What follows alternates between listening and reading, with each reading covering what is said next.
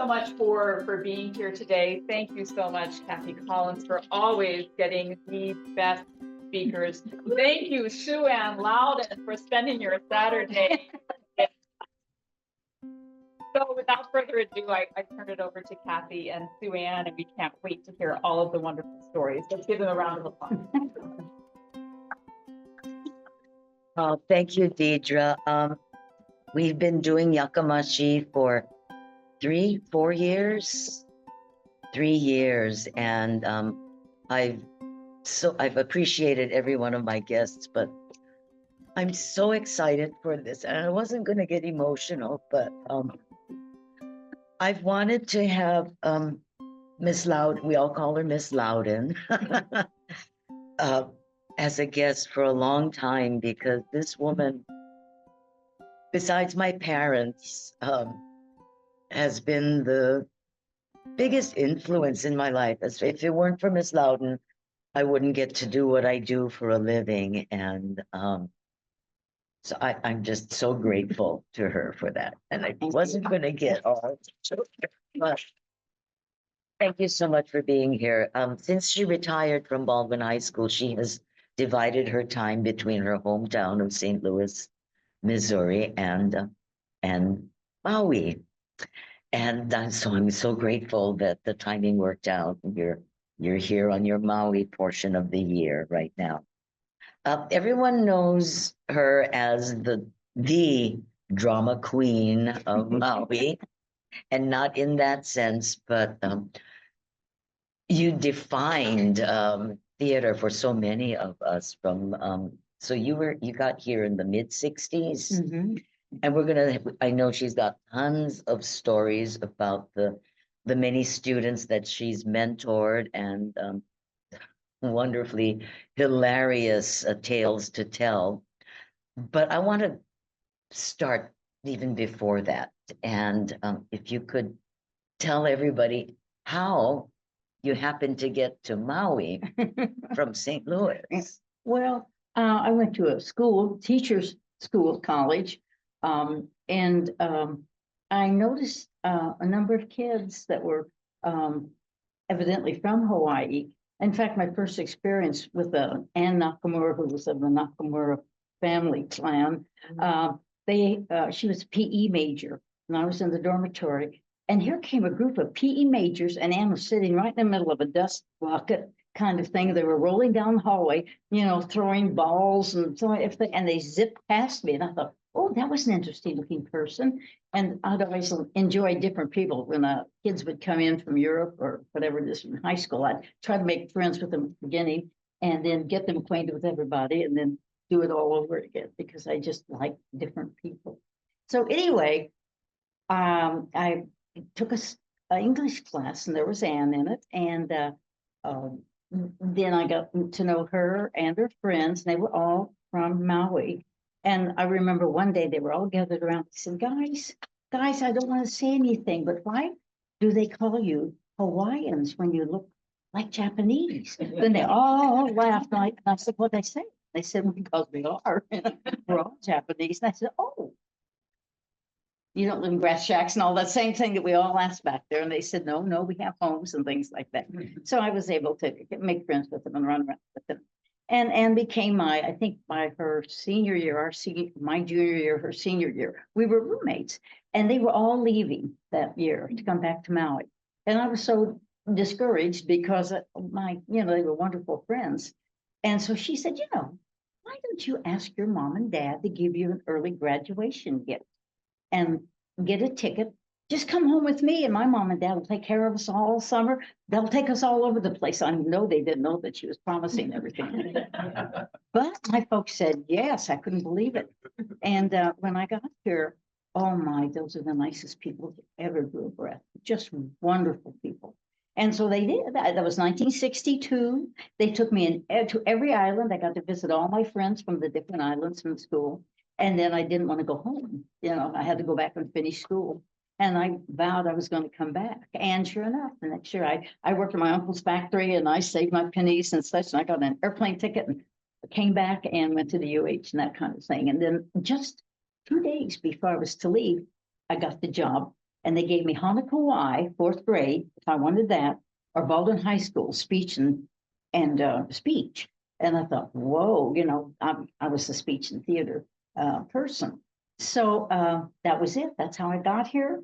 They let me live with them for that first year. You know, I knew I was gonna, they had said 1 year and then you're on your own. And I said, sounds good to me. And Valerie over here, I'll call her Valerie Kubota, because her mother turned out to be the other speech teacher there. And she was such a nice lady, brilliant lady, sweet lady. And she used to do the junior plays. She said she was, as an English teacher and or what speech teacher, she had to do it. So we were walking down the auditorium one day and she said, Sue, would you like to do the play? And I said, you mean a play on the stage? And she said, yes, because I don't want to do it. And I said, yes. And that's how it all started. Really, she let me do it. And my life was wonderful. For the many years I taught, my goodness gracious, it was lovely. I played my life away is what I did, you know, with plays. The kids were wonderful. If I could have gotten married and had a 13-year-old daughter or son, I would have gotten married and had children, because that's the age that was just perfect. And they have always been perfect. They've been lovely. They're smart. They don't hold grudges if you get at them or whatever it is. And they're just wonderful and very smart and very talented. So that's how I got here. And Nakamura's have always been friends all my life and such. So beautiful people. Oh, Okay, so you want- that was Miss Sao Kubota, uh-huh. who taught speech. And but yes, I wanted to clarify for everyone. So the Nakamura family that Miss Louden is talking about is the Nakamura mortuary family.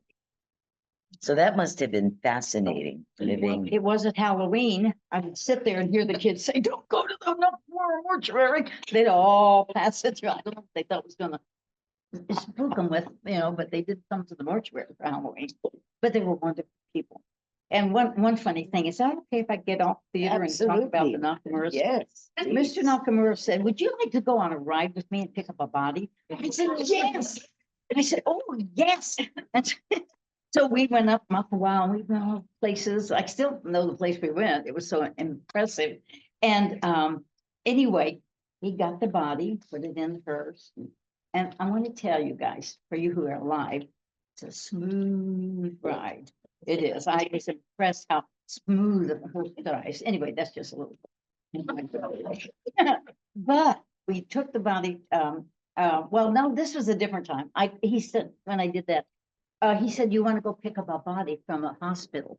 Okay, Mount Memorial. I said, sure, I would love to do that. And it was twilight, sort of dark. So he goes and he parks underneath and he takes out his gurney, goes in to there, I guess, you know, pick up the body. And a few moments later, I heard him open the back door, shove the body in. And I'm sitting there. There's that little curtain right there, you know, separates it. Soon the hearse was moving. And I said, uh-oh. And it moved a little more. And I thought, oh no, this person's not dead. So I got out of the car, window, plastered myself against the wall, and he came out a little later and he said, what are you doing, Sue? I said, just getting some fresh air. And I could just see that pop open. I didn't want to turn around and look at that curtain because I could see a face pressed up against it. And so what I did is he said, well, okay, but you can get back in the car because I'm going to go get the body now. So that was my imagination. So I always say imagination. I had such a wonderful time at their place. They were such kind people and such. So anyway, that's how I got to Baldwin High School. And then Valerie's mom was so good to me and such, because I was doing speech improvement and she was doing the upper speech service. So you mentioned Ann Nakamura was a PE major. Oh, yes, she taught at Lahaina Luna over there for years and was science and PE. And from what I understand, really wonderful. And she's a terrific tennis player. And she was on the tennis team at school. And so I got interested because I was running with her and a gal named Susan Shimatsu and all of them. And they were all playing tennis. So I picked up a tennis racket and not good. Not good. But she was wonderful. And she taught for years. You mentioned before we started that you taught PE briefly. Yes, because I was with the PE majors, I thought, well, just major or minor in PE. So I could have the friends. Boy, was I did not, I enjoyed teaching PE. It was really cute when I first got the job and was on the field. And all the little girls, because I taught girls PE, would look at me and stare at me. And I'd say, what's the matter, girls? And they'd say, eyes. I've never seen blue-green eyes before. And and it was amazing to me. But there was a tough little girl there, and she later on became drama club treasurer. But she said, Miss Loudon, when we were on the PE field and you first started teaching, she said, all these girls got together and decided to give you 2 weeks. If I'd known that, I'd scared me. I thought that was the funniest thing later in life, of course, but I didn't know that. So it was wonderful from the beginning. That's all I can say. I taught PE and then I taught speech improvement. And a boy, oh my goodness, forgotten his name, Walter Marcial. I think his older brother was in the police department at that time, years ago. And he came over from Ronnie Bright, that's way off there in the skies, was a wonderful theater teacher on the big on Oahu. And he came and he came to Mrs. Kubota and said to her, he wanted to start a drama club. And she said, well, why don't you go see Miss Loudon? She would love to do something like that. So we did the play. My first play was Bye Bye Birdie. And if you've never seen the play, there's an opening scene where they're all in the movie, especially they're all in this humongous kind of apparatus where they're sitting in little blocks and boxes. So we thought we'd do that. And we asked the wood shop to do it for us. And Mr. Weathers was the music teacher, so he did that. And we had never used his opening night. We stuffed the kids in that box, and all of them, about 18 of them in those holes. He said, and what happens is your curtain opens up or goes up, and they push that whole apparatus downstage. And he said he was doing this, here came that stage. He said it was going this way. And he said he didn't know if he's going to survive the opening overture or not. But, those were the fun days, those dumb stuff we did, we got to do. And Mr. Michael Hazama was the principal. Oh my goodness, what a wonderful man. They told me to go interview with him and introduce myself. And all the Japanese people I had known at school were about my height. So I get there and I'm sitting there. He goes in and says, sit down, Sue. And he said, hello. And then he just kept unfolding. And he said, what is that, 6'5"? I don't know how big he was. He was the hugest man I've ever seen. But the most wonderful. He attended everything that everybody did. Sports, theater, everything, speech. He was, I don't know how he did it, but it was a wonderful beginning because of the staff. Oh, and the staff, the ladies, all the old English teachers, they were cute. There was right now, Miss Brown, and I can't think of them right now. I'll probably mention them later. But I remember the first day I was there, I thought, what do I do? It's lunchtime. Where do I go? I have my sandwich here. And so I knew there was a woman's bathroom.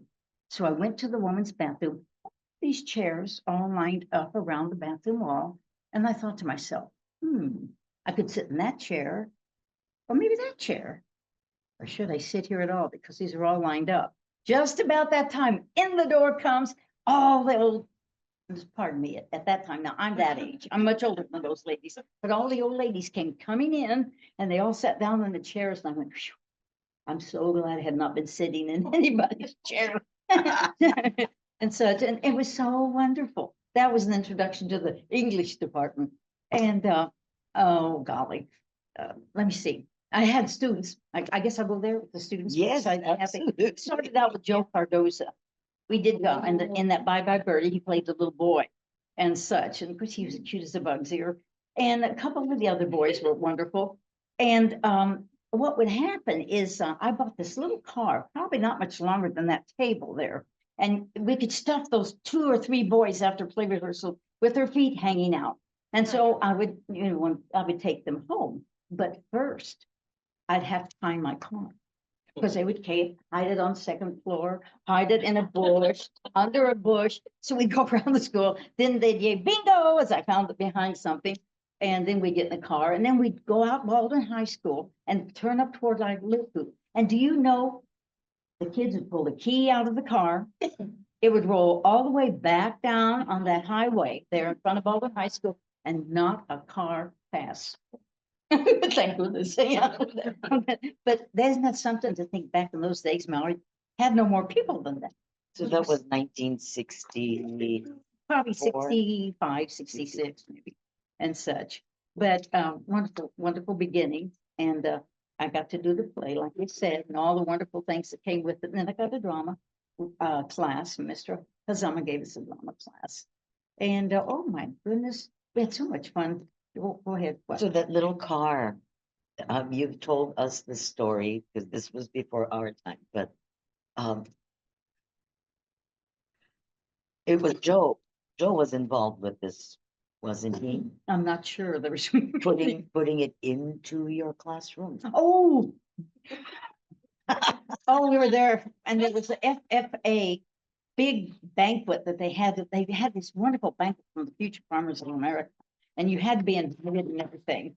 And I had the old choral classroom right behind the auditorium, and Mr. Hazama was coming down the road, and I couldn't find my car until I turned around and it was sitting in my classroom, and I thought, oh, how do I hide this? You know, and Mr. Hazama came by and he looked at the car and he said, hello, Sue, and went on by smiling. It was wonderful, you know, and such. It was terrific. Yeah, that's right. Yeah, Joe. Oh, those were fun. They were wonderful boys. Joe turned out to obviously to be a wonderful, wonderful man. His kid was so honest, and we were all afraid of his father, including me. We didn't do anything that would get Mr. Cardoza upset with Joe, because Joe was just so wonderful to the theater group. Okay. I remember him in, I was in grade school, but I remember going to see Carousel. Oh, yeah. Yes. Yes, he with Valerie sang- Doll. sang Yeah. Carousel. You know them. I got to eat lunch with them. Were invited over here. I got to enjoy them. Yeah. And for those who aren't old time Mauians, that cute as a bug boy grew up to be our chief judge. Wasn't he chief judge finally before he retired? Mhm. But Circuit Court the Judge, nicest Joseph person around, Cardoza. the most honest. If anybody was going to be a judge, that man should have been a judge. Yeah, Joe was just really perfect. And it sounds like all they did is play around. We had a lot of fun because they built a multi-purpose room down. And can I just go back and forth? Yes, Okay, absolutely. they built a multi-purpose, it's brand new. I'm like, oh, a place to have a play. And so Mr. Azamo was wonderful, or whoever was the principal. I don't know what they did or how that I got away with some of the stuff. But we went in and we did glass. Oh no, we did a Moliere. And of course, I had to paint the floor. We all got this lumber. The boys got some lumber for me and we painted black and white squares, like you know they do. And it's wonderful. And I said, guys, where'd you get all the lumber? I mean, I was buying everything when I first started. I spent all my money on theater. And they said, oh, we got it from the man. He was so nice. We cockroached it. And I said, oh, okay. Later on, I found out what cockroaching was.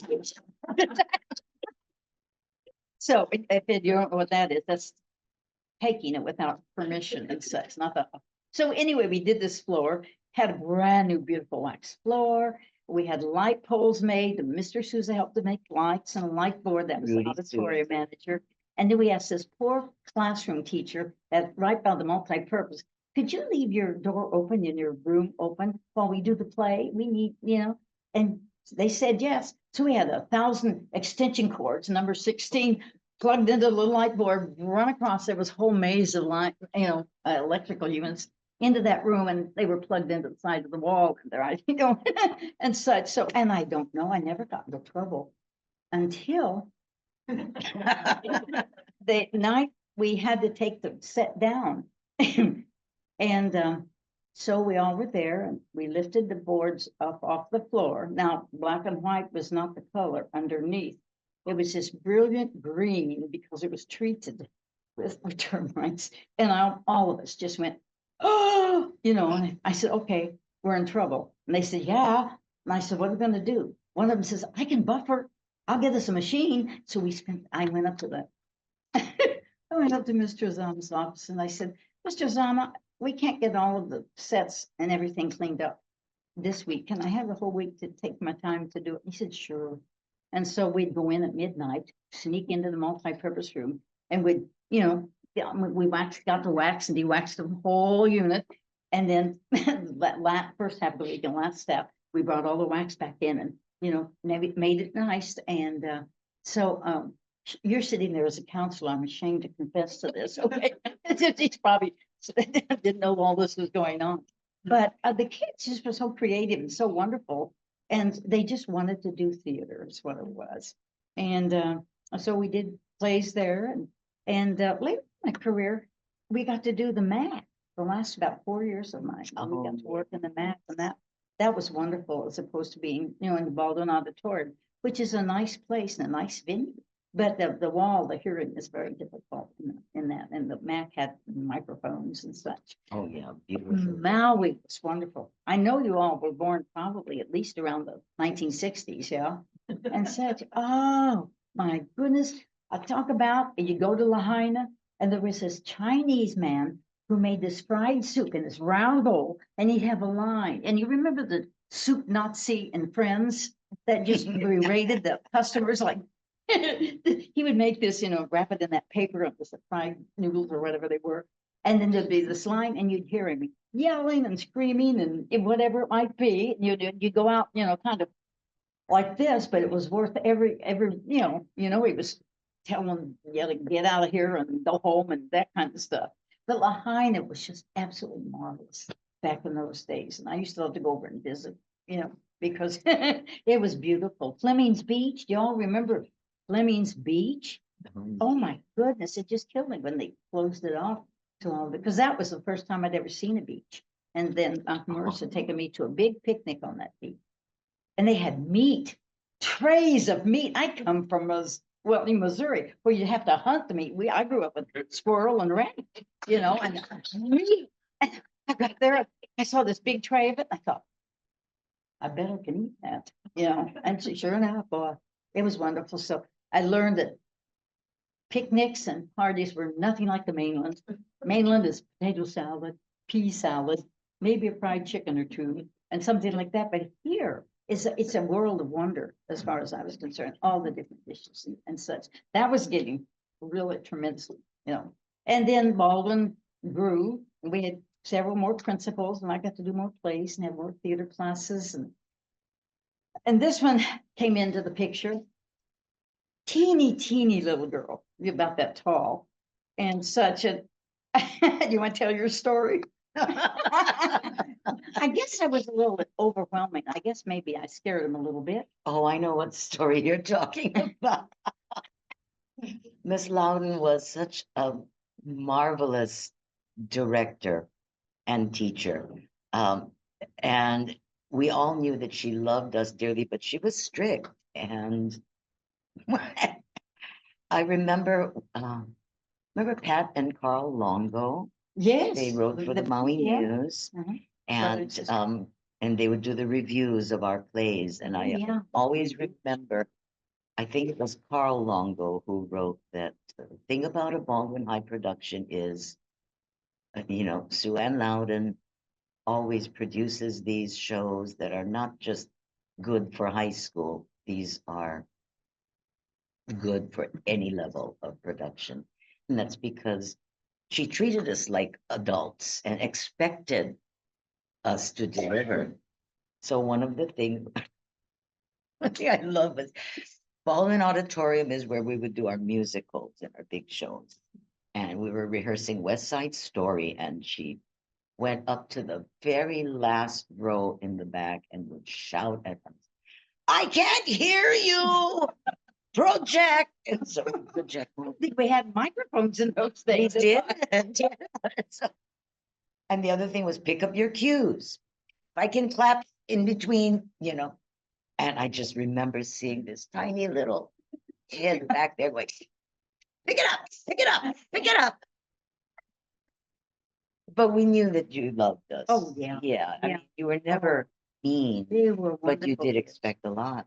So one of the things was you don't break character. Once you get on stage, you are that role and you don't break character no matter what.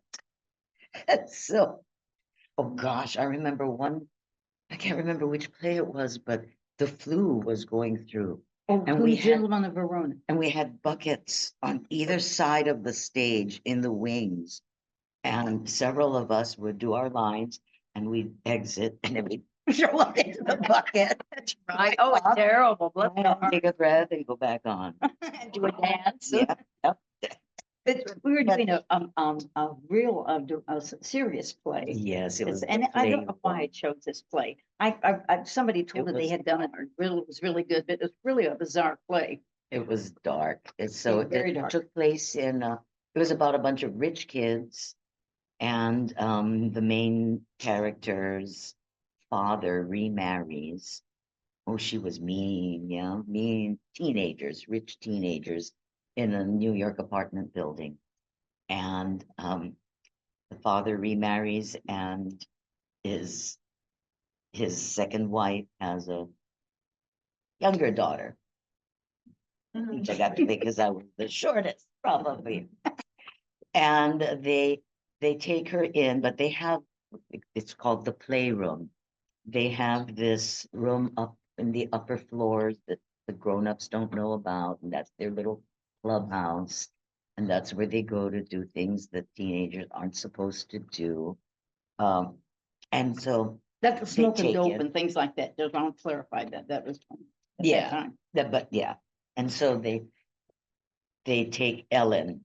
Yeah, Ellen was the little girl in, and they I don't know how they came about. I guess they decided because the main girl, the mean girl, didn't like having this competition for her father's affection. They just kind of wanted to get rid of her. So they dose her with sleeping pills and she goes unconscious and they s- they stuff her in a garbage bag. Oh, because I think I one know of the it's really teenagers, dark. I know it's really dark.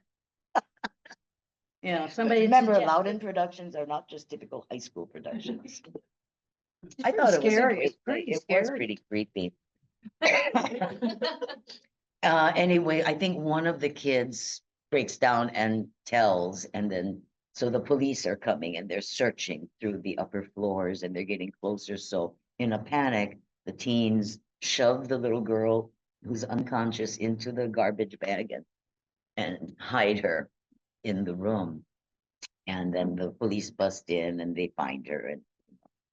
But in the play, I'm You're not sorry. really- I'm so bizarre. Oh, Kathy. didn't see that bizarre when we were doing it. Because I'm telling it, it sounds really creepy.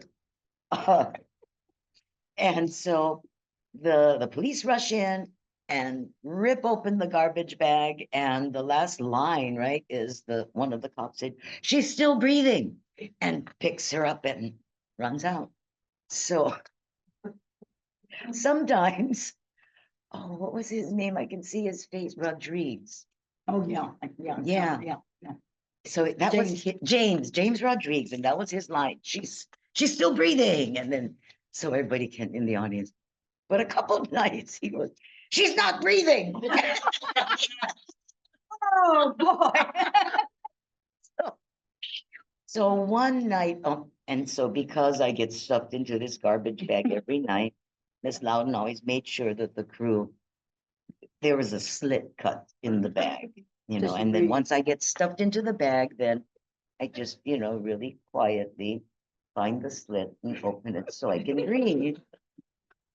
This one night, there was no slit, so I couldn't find it. And I'm lying in there and I'm listening to all the lines and I'm thinking, oh my gosh, I can't break character. I didn't want to move because the audience would see, And so I just lay there thinking, okay, well, Miss Loudon will kill me if I bring character. So either way, at least I'll go down, with my boots on. When I think about that, I think, oh, it's Oh, funny God. now because and nobody's going to kill themselves. Maybe that's not the You great were character. horrified because once it was over, once I got, and I was so stressed, I just started crying and you came in and said, what's wrong? And he said, oh, it wasn't any slit in the back. You were just mortified. Tell me about Oh, so terrible. How was I going to explain that to your mom and dad? I felt bad about that. You felt so bad. Oh, My dad came to see that play one night and got physically ill. I don't you When he imagine? saw me Yes, put me into the yes. bag, he had to get up and. That's the and first leave. time I've ever heard of that. Oh, Yeah, I'm so sorry. that's Bless your okay. heart. My mom came and saw it Yeah. every night. With it. The kids in the multi-purpose room, there was always something you had to do, somebody into a shower. That was supposedly some kind of good luck ritual somebody started. But I remember I'd just gotten a brand new little orange Volkswagen. And we were doing play down there in that. And I was in and I got sidetracked because every kid had this big brown bag in their hand as they came in the door. And I kept thinking, what's from and who and why? And then I get sidetracked. Some kid was such. So after the play, they said, Miss Loudon, come with us. So they pulled me out the door to the side. There was my little Volkswagen full of popcorn. I was shot to death because I opened it and I love popcorn and it rolled out the door. I just thought it was the neatest thing. And then I told that to one of my first students who was visiting. And she said, I like that. I'm going to do that with my neighbor. Back to the mainland and did it because they were always playing jokes. But the I kids, remember they- that. That was it? I think it was the Miser. It was one of the first plays Yeah. that we did. No, the multi-purpose miser room. was the one at the floor. But, so- oh, that's right, yeah. Yeah. So, but But yeah, we all brought popcorn and it was quite a feat because, to get the little Volkswagen filled up to yeah, the top. clear up to The first very ones are top. easy, but Oil then we had to popcorn close it. on a brand new. And I didn't care. I thought it was the most wonderful thing in the world. It was like I was doing a mime class. I had a mime class, and I think Eric Gilliam, Amy Gilliam, took mime, and I think it was with Eric Gilliam and Jerry Iding's group. And if I could work when I was doing our homework in the college, where everybody met and had coffee and such, because the noise, I could focus. The noise around me stopped everything. So I had the kids working on a riser and they were working in pairs. And I was sitting down there with a little table and they were talking away and I was checking some papers and suddenly I thought, it's really quiet in here. And I thought, what are they doing? So I looked up and these kids are up on these risers. They had wadded up paper in their hands and I received a snowball from 35 kids. It was wonderful. And I think that's what kept me happy and such. They just had such creative imagination and everything was wonderful. Everything was new. Everything was great. And these kids, look at them all. Amy, Eric, all of them just wonderful people, turned out to be wonderful, creative, lovely people. And I think the key for me was I just grew up with them. That's it. I was, I think I was 22 when I started, very immature. That's why I enjoyed everything from hiding of the car to chasing Joe Cardozo when you throw buckets of water on this car washes. And the fastest kid, he should have been tracked because none of us could catch him and such. So, no, but Baldwin was wonderful. I have wonderful memories from it because just of all the principals and all the new stuff that was tried, they were very innovative in that school. And everything, the future farmers of America, I got invited once, but twice I thought I had arrived because I got to go eat the pig and all that good stuff that the kids made themselves. So that was a big thing. And then the bonfires.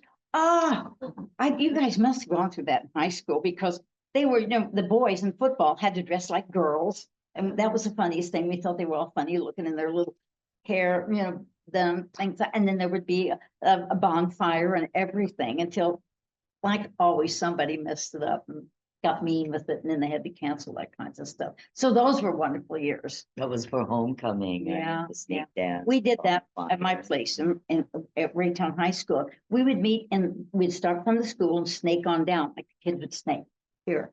And we snaked down into, and I remember the one, I went home, my other dad let me go, I think it was my junior year.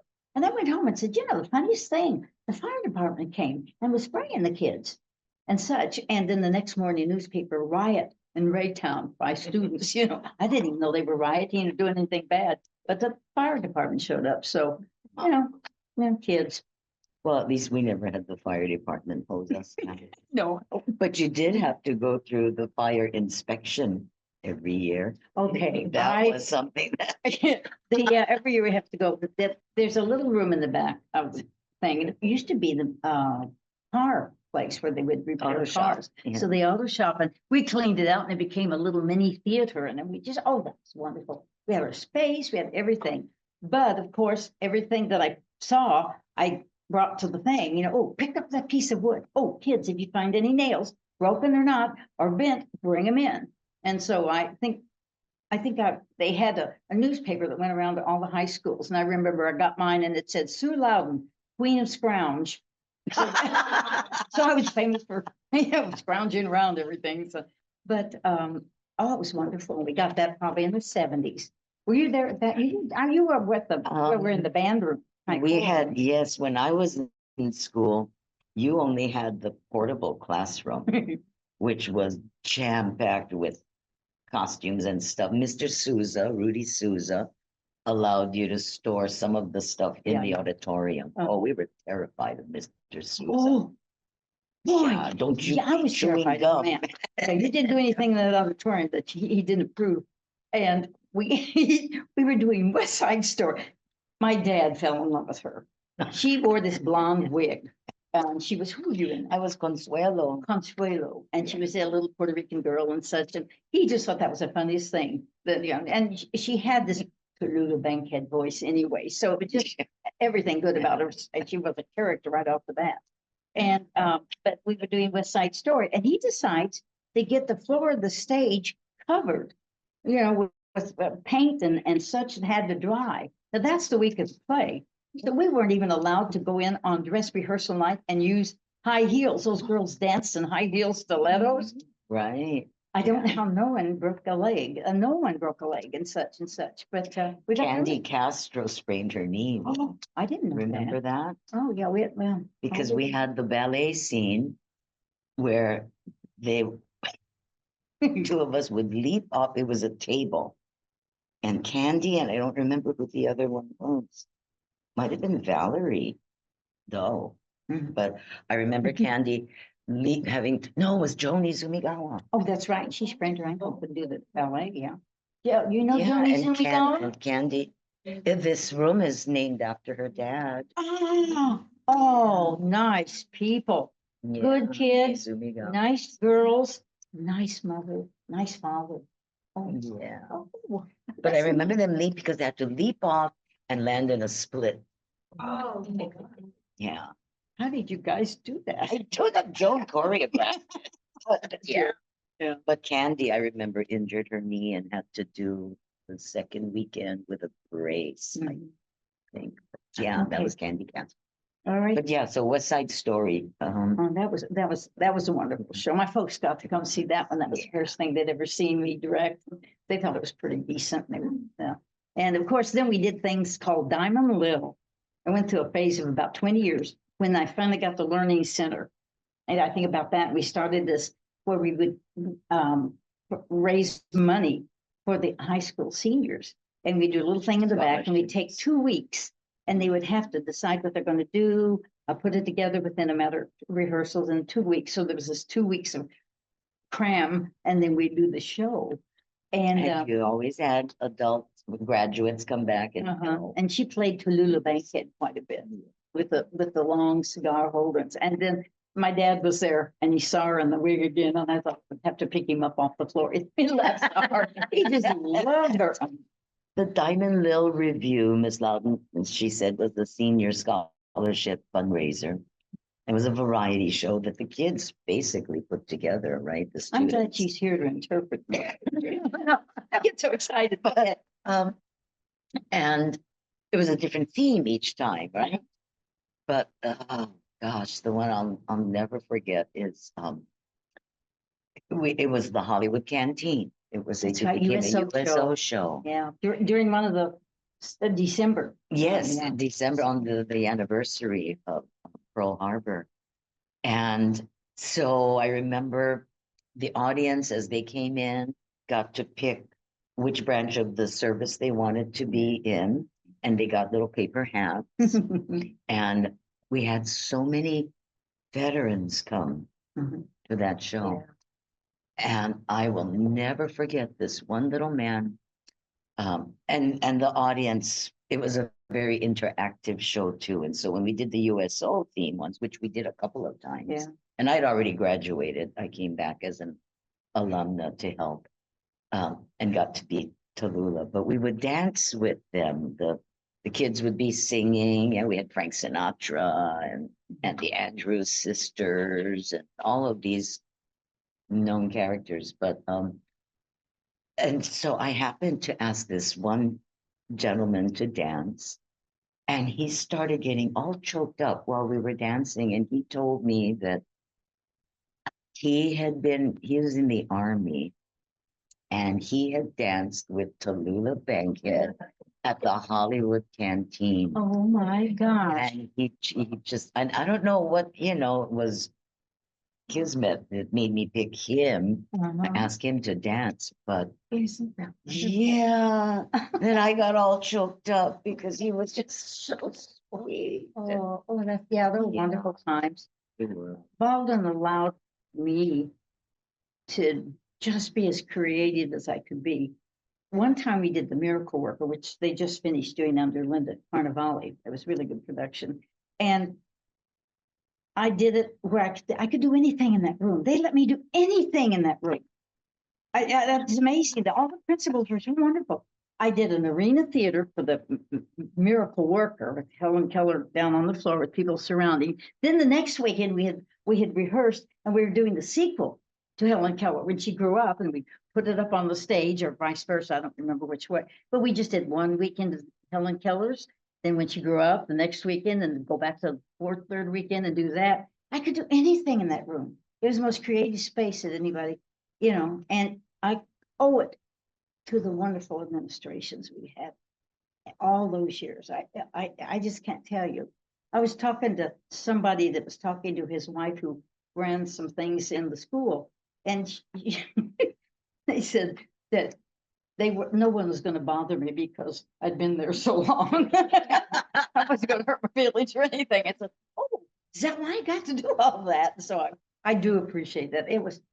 I couldn't have had a better life, and I couldn't have had more wonderful children in my life. I didn't get married, and I made a choice not to, unfortunately, now that I'm old, I need children, but it was worth every minute of it because of the people that came through, and we had some wonderful kids. Other teachers all over the United States being theater teachers. There's some doing community theater work. They're just some wonderful mothers. I follow them on Facebook and such, and do creative things. And it's wonderful to see how they all turned out. Wonderful people, smart people. This one here, oh, well, no, now you are, and you're doing things now and such. But she was a speechy. Her mother was Mrs. Kubota. To me, the best teacher that ever came out of school, as far as I'm concerned. She was a speech teacher, ran student government, did all these speech tournaments, took us all to Oahu and things like that, and was the nicest woman. Just a little sweet, quiet voice. Yeah. So anyway, so I got to do stuff because of her mother, is what it is. I'm thankful forever. And Val's father taught shop. Yeah, he taught the shop. He was the sweetest man also. That's right. Oh, he was a wonderful man. Mrs. Kubota would start her speech rehearsals about 7 o'clock at night. And I would rehearse from through 2 and 3 in the afternoon. And then I'd go to the speech rehearsals. Then we'd go to midnight. and such. When I first started teaching, then it got to the point where I just couldn't do it. You mentioned West Side Story and Yeah. Mr. Souza's auditorium. I don't know if this had to do with not being able to get in there, but I remember the set. It was such a wonderful set, but it was basically we all had to make brick walls with we Oliver. cut- Wasn't that Oliver? No, it was West Side Story. Wow, too. Oh, that's Yeah, right. we did that for West Side, but I think you did do it for Oliver because you had done it before. And you said, oh, this is easy. We're just all gonna do this. And we spent hours and hours with paper mache, right? Little square bricks, So, yeah, we big cut flat, out of putting paste cardboard, on it, placing that. tissue paper, placing it. But we weren't able to get everything in there or set up. Maybe, I guess that's why, because he painted It the was big. floor. And so the opening night, we had our walls up, and I remember you saying, nobody touch the bricks because they were still wet. Everything was still wet.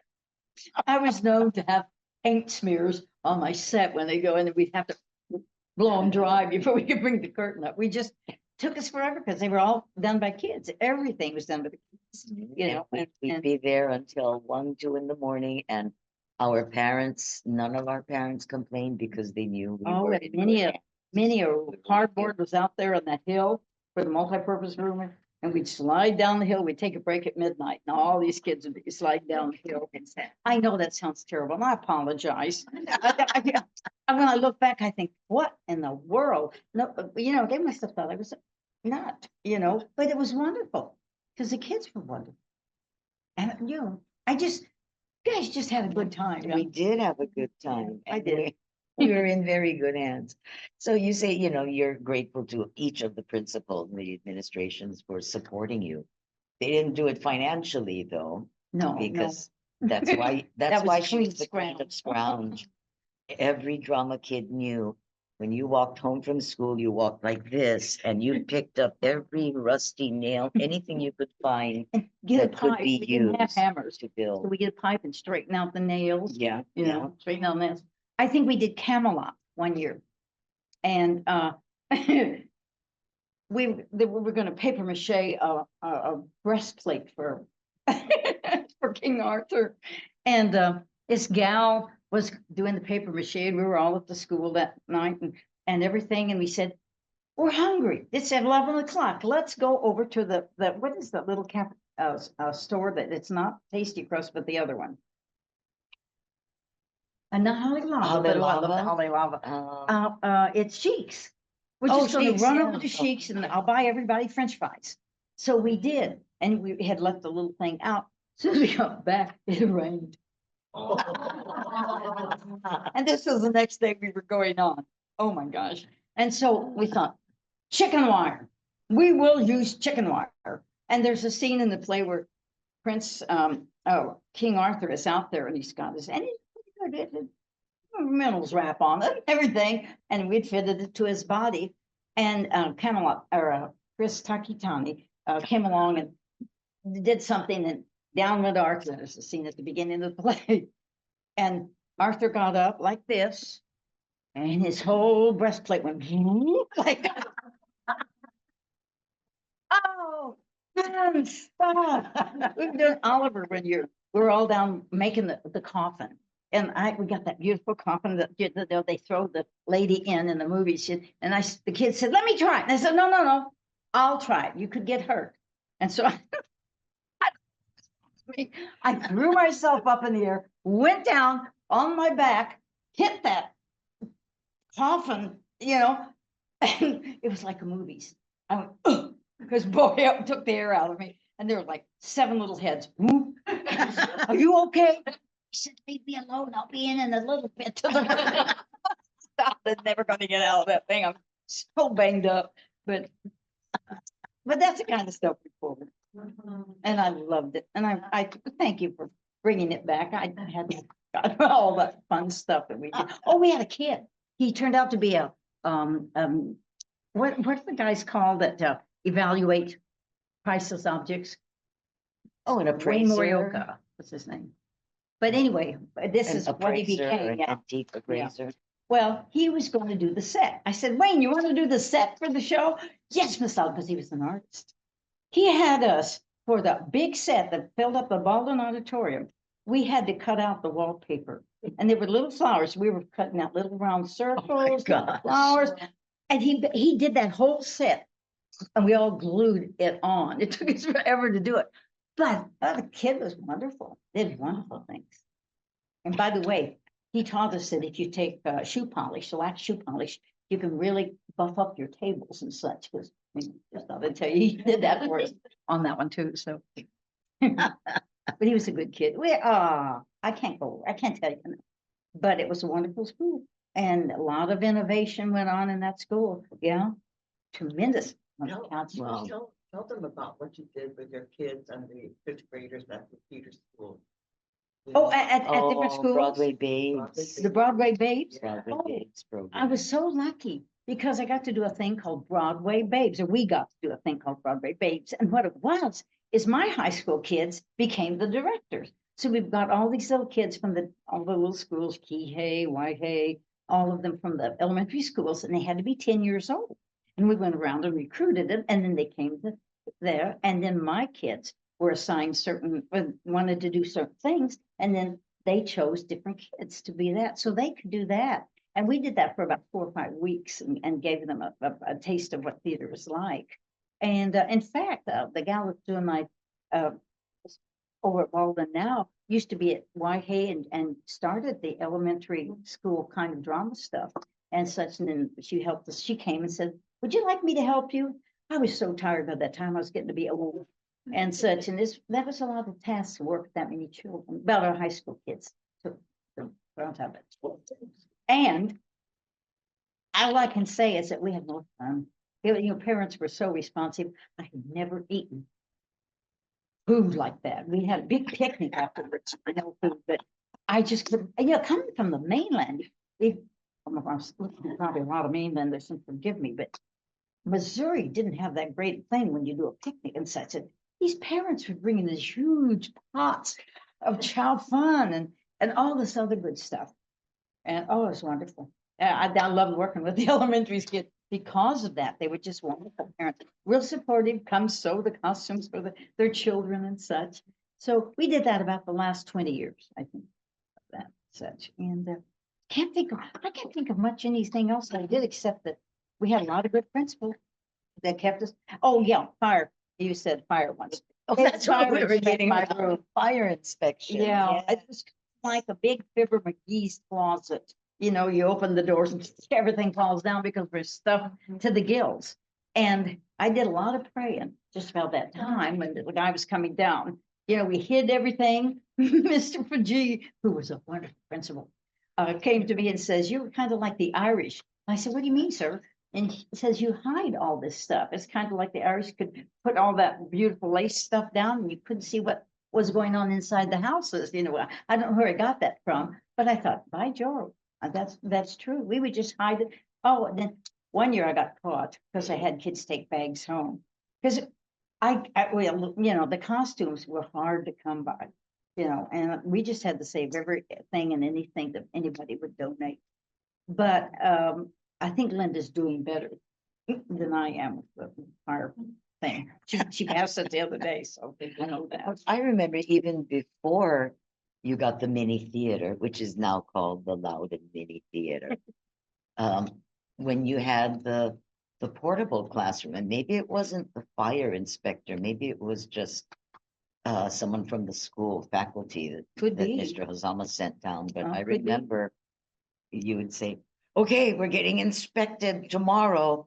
And we'd all have to, like you said, we'd take stuff home, we'd hide, and and you get it It's all. amazing what you can do in folding up costumes and making a nice box look out of them, or setting a bear on top of something that looked like possibly a set piece or whatever it might be. Kids are brilliant at that.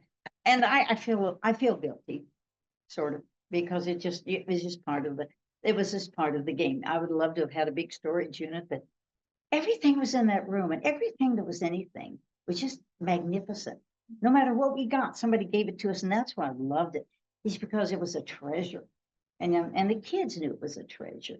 And they, you guys did well.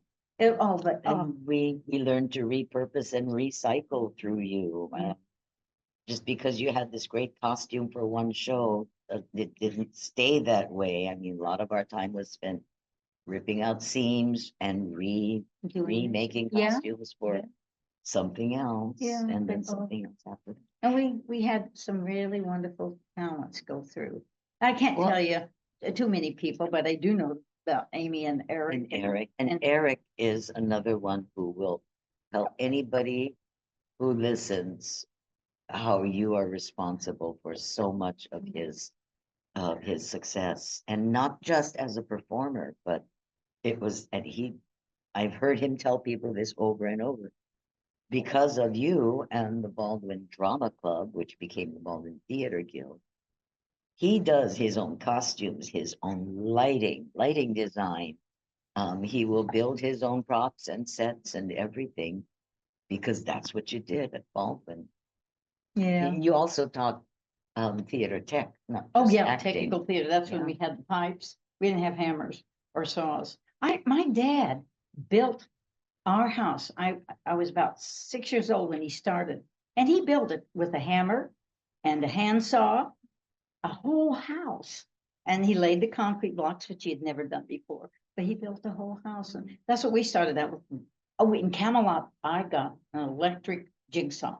I bought a $20, cost me an arm and a leg, but I bought one, and we thought we could make circles in the wood, instead of cutting them and then sanding them. Yeah. Oh, yeah, and I think that's what was so wonderful.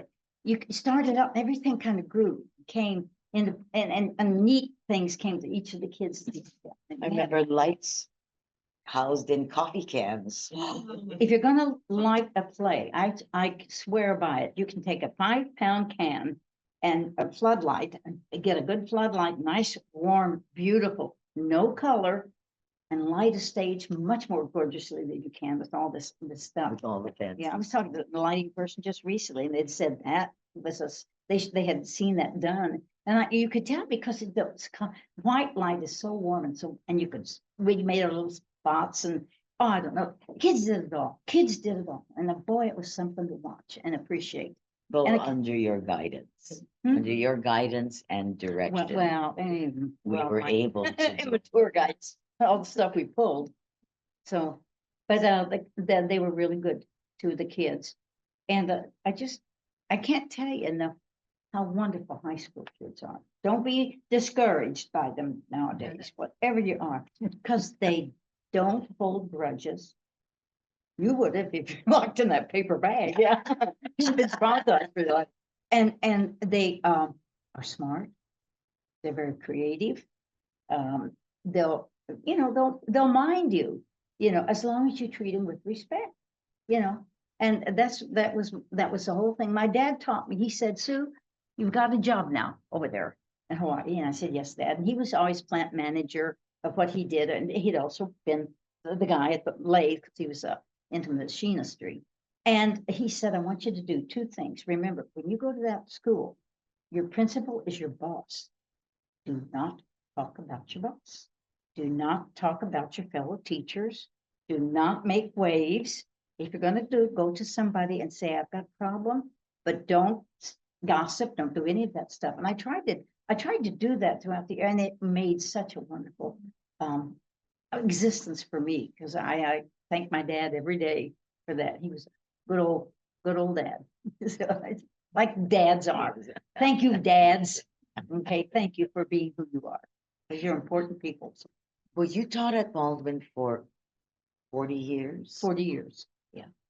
Surely teenagers changed through those 4 decades. Well, the thing I liked about changing teenagers, they come out as these little 14-year-olds, 13-year-olds, and they're this little voice with these little squeaky voices. I think Eric Gilliam was about that tall, and I heard him singing out in the hallway. He was singing at the top of his voice. I looked out and said, come here, kid. And he came and said, want to be in a play? And he said, yeah. So I took him in, and he did a wonderful job and stayed with that on. And what was I saying? I got sidetracked. Well done, teenagers. Oh, teenagers, but what?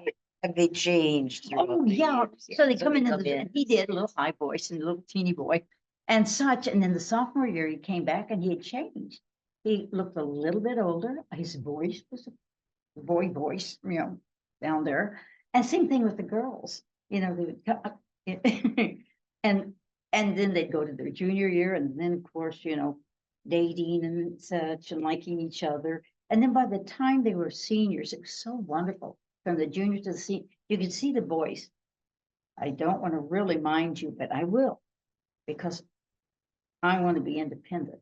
I want to grow. It was the neatest thing to see the senior boys give you not trouble, no trouble, but you could see they wanted to get out and they wanted because they were grown up and such. And you could see that whole progress. And that again was so much. I hadn't had children. So boy, that was a wonderful experience for me. And having my hands to be able to work through all of it, it was great.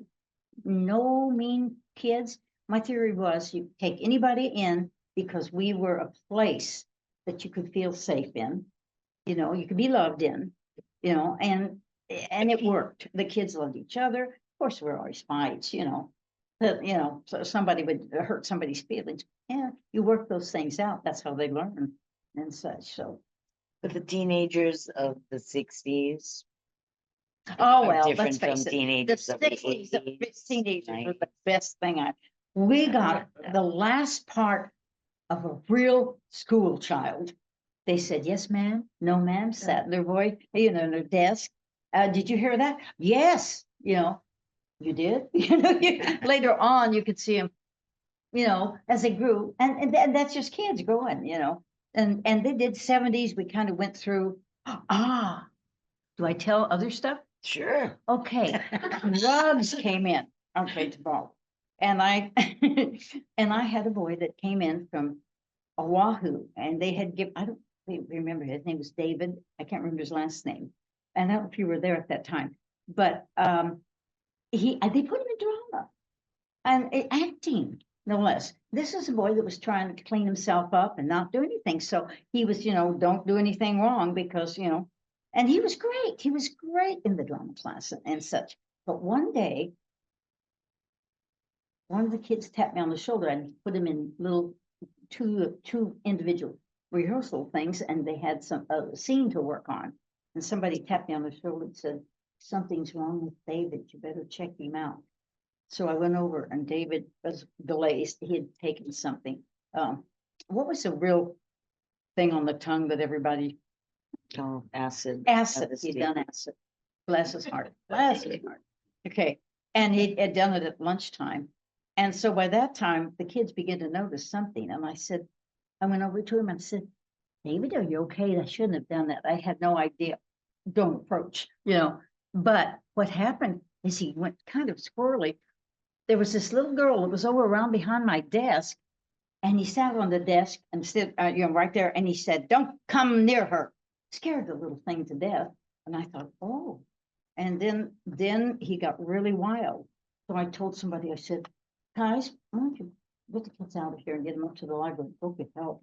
And so I did. And we had the olden days where we had these humongous Victrolas or, record players. They were monsters and such. And I remember they had all gone to the library, and I was at with him, because what he started to do, he started to take off his clothes. I said, oh, David, we can't do that here. Don't do that. Let's put your buckle belt or whatever.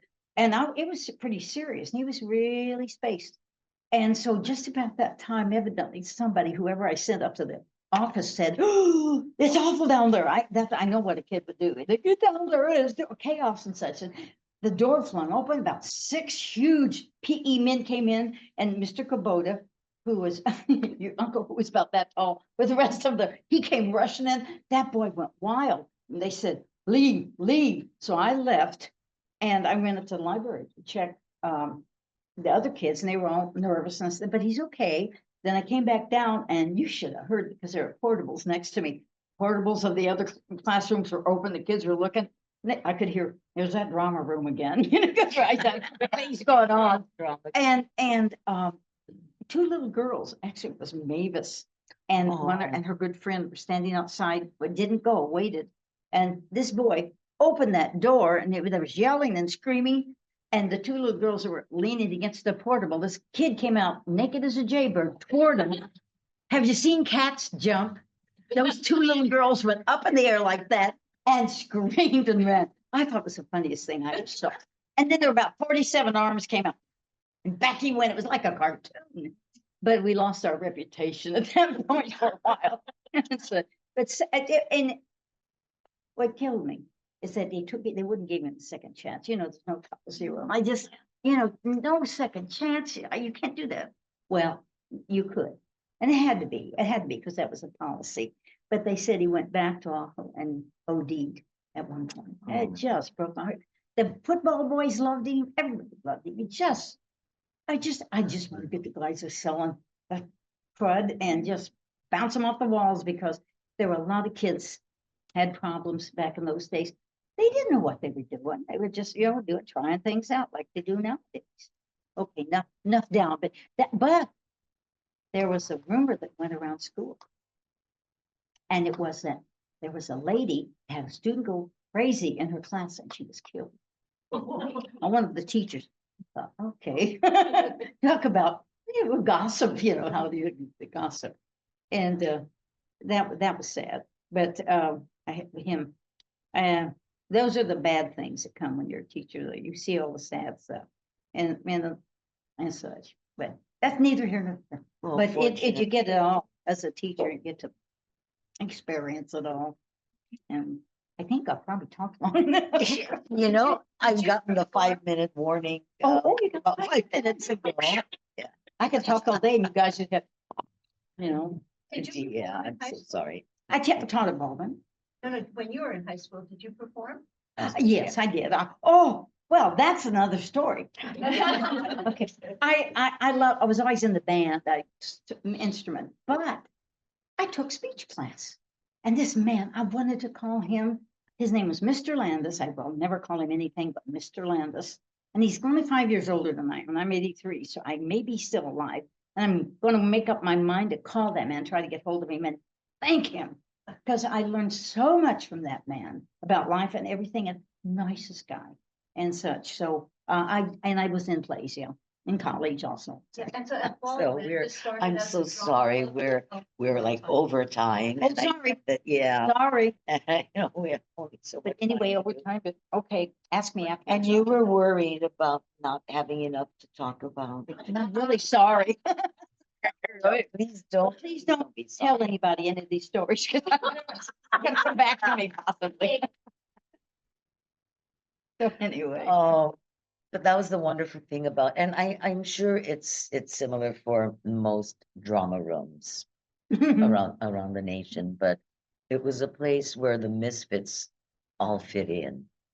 And you welcomed and nurtured so many of us. Anybody who wanted to come in there, even if it was just to watch and gawk at the pretty girls Yeah. or whatever. But everybody, there was a place for every one of us. And they all were good kids. They all were good. They really were. I'm not lying. I'm serious about it. They were wonderful people. The gal that took over my position is at Baldwin now. She's been there 20 years and is going to be retiring probably in another couple at least. So she's a good kid. Her name was Linda Carnivale. It's been 20 years since you retired. Uh-huh. Wow. Yeah, she's been really good. I come back to visit and she'll say, Miss Louden, would you like to come and watch the kids? Yes, and I love it. I get to watch, them rehearse. She's been really sweet, they treated me really well. So, We're gonna have to have you on for another Yakamashii so we can have another hour of stories. But and thank you. it Thank you was, so much. I appreciate it. oh, So, Thank you. Thank you. for making that. and we're kids. And thank you for joining us. This was the last Yakamashii of 2024. Hopefully, we'll be back next year with more fun stories and amazing guests. But I can't imagine anybody topping you, Ms. Well. Louden. Thank you so much for joining Thanks, us. Ms. Thank you to Deidre and Melanie here at the Nisei Veterans Memorial Center. Please, if you haven't already, done so, sign up for the weekly Wednesday update, and that way you'll know everything that's going on here at the NVMC. Mahalo for watching. Aloha.